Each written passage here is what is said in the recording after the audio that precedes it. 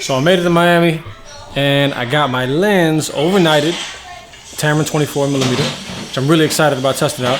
I'm gonna do an unboxing for you guys. However, my hands suck, so we're gonna use Jamila's hand. Jamila's over there busy. Jamila, give me your hands.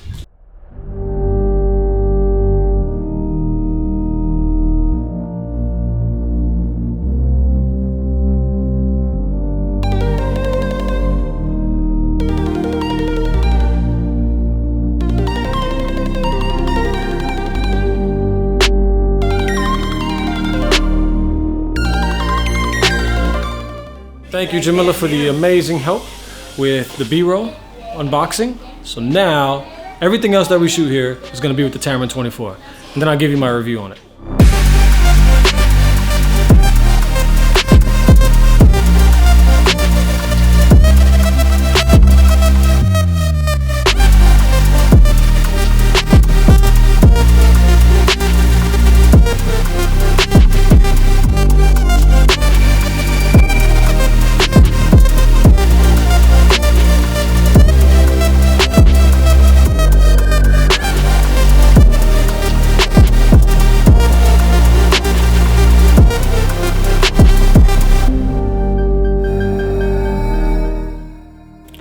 Alright guys, so I'm back home.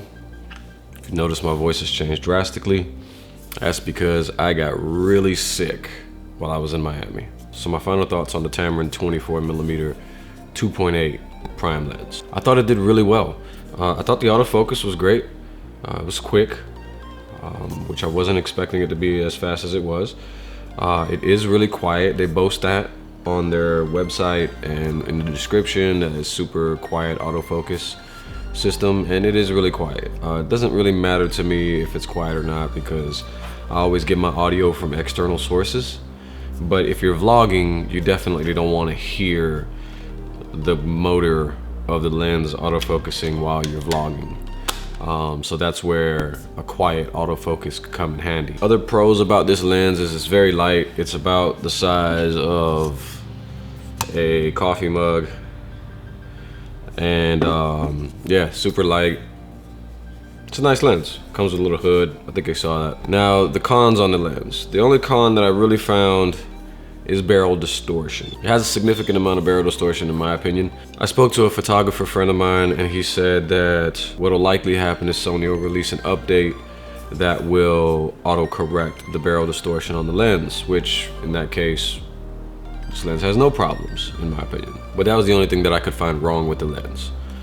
Also, the f2.8, it's okay. It's a good f-stop, I suppose, but when you shoot with a 1.8 or 1.4, or I've even shot with the Mitakon 0.95, you're just not getting as much light in as a 1.8. And from what I heard, Tamron has already licensed another 24mm lens with an aperture of 1.8. So it's not made yet, and it doesn't have like a production date or a for sale date yet, but they're working on a 24mm 1.8. So you might want to do some research on that and see how long until that's going to come out, and see what price range that's going to be in.